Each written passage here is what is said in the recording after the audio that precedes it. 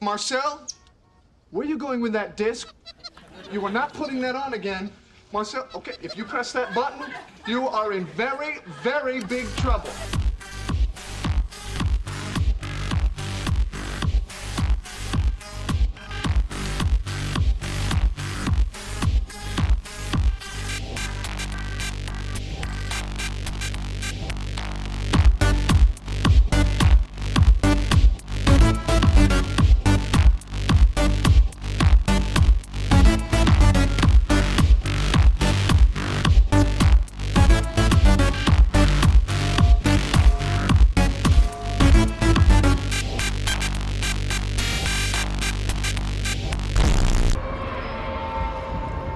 Today is a good day.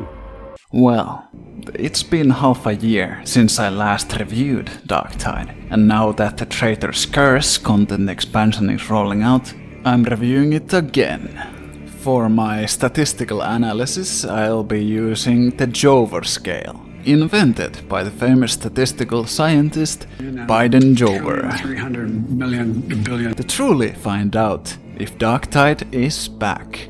Darktide, as you may know, as a game had a less than stellar launch when it originally rolled out from Sweden. Is it good enough now to justify the price? I will be analyzing the good and bad in separate segments, but in the spirit of upcoming Christmas, let us start off with the good stuff. Pretty good. Excellent! The gameplay of Darktide is fantastic, and it is the strongest asset the game has had since launch. Weapons have weight to the way you swing them. Guns and grenades go boom when you fire with them. Enemies explode into pieces when you hack and fire at them. If you are a Khorne appreciator, this game has you covered. Between the 4 classes the game has, the variety of playstyles has been expanded with the addition of new weapons. Compared to launch Darktide, the addition of skill trees has markedly improved the game. These let you branch out the way you play your class, and makes the previous system look primitive in comparison. Operatives have much more power than before. You can play Palpatine Psyker. You can play Phasmophobia. You can even throw rocks at the enemy. There's a lot of variety of what you can do. Visually, it looks stunning. I criticized Fat Shark in the past about how the game lacked map variety at launch. Since Darktide had so few mission locations at its launch, it felt like running in the same sewers over and over again. And that issue has been addressed. The game itself feels now like it should have been at launch. The environmental design itself is marvelous to look at. You can tell a ton of attention has gone onto it alone. Various kinds of machinery dot the environment. Temples and hive spires rise up from the ground. It is all rather well done. If only you had more time to look at it, because of the enemies swarming you. Things shall get loud now! Jesper Kid, the artist responsible for the soundtrack, went really hard on making this game sound boppin'. Imagine 40k themed electronic dance music with church organs and choir singing. I won't ramble about it too much, since it would be easier for you to witness it yourself. The official soundtrack has over 1 million views, so I think it really speaks for itself.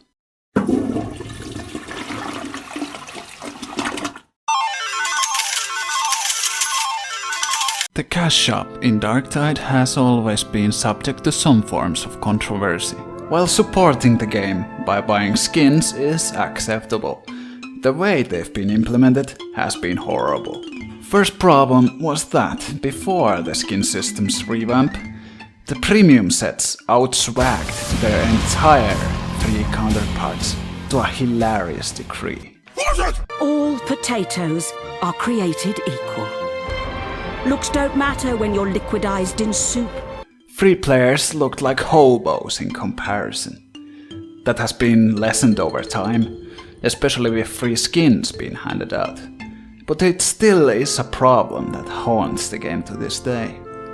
Additionally, not only about free players, but that premium skins have been repeatedly pushed out in a broken state.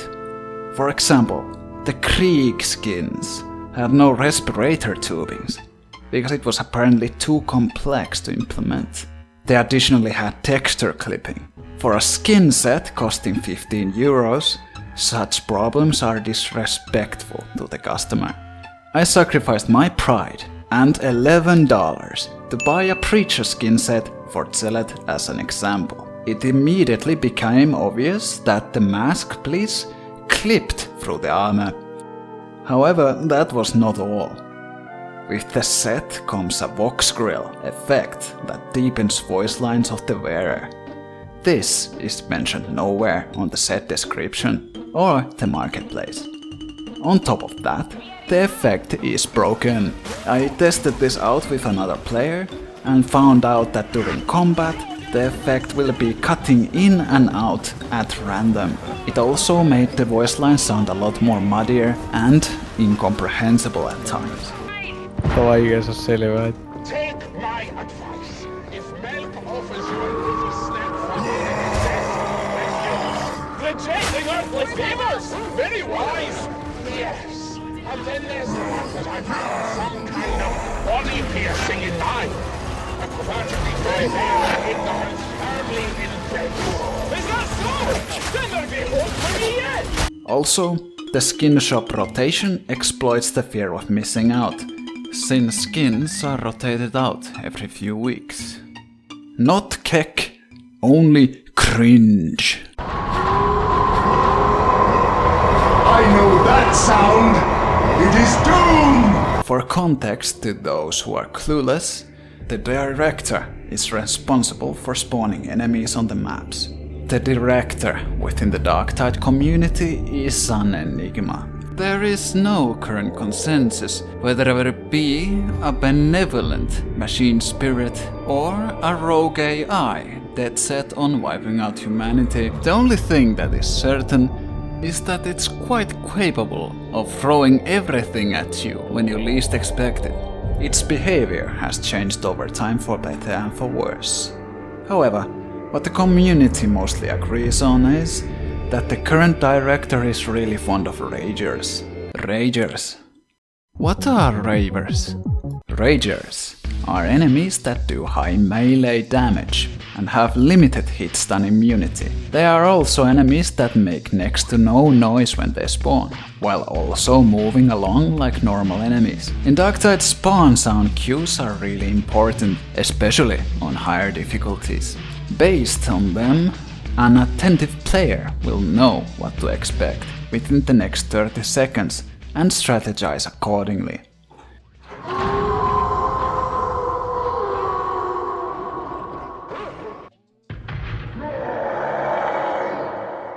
A diamond ring, I want some bracelets and everything.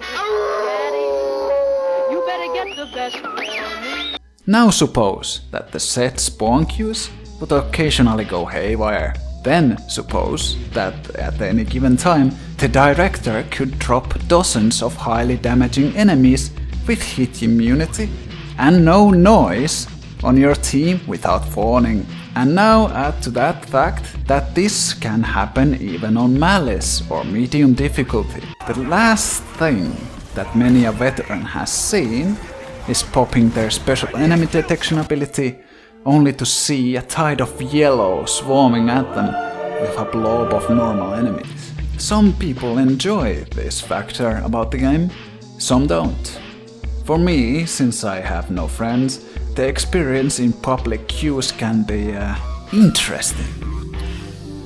With the current director, your party can go from full health to down within under a minute.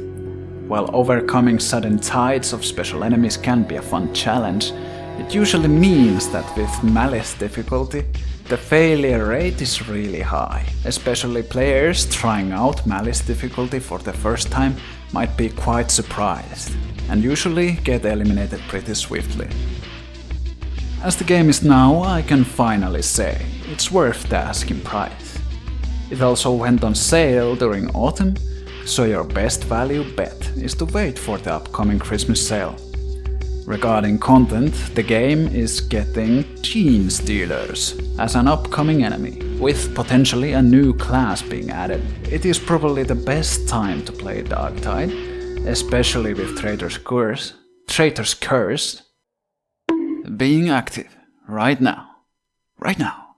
On the Jover scale, I rate the game, we are so back, and hopefully we are not going down, at least for a long while. Muutama kanner siinä. Holy shit. Bro. It's Jover. It's Jover.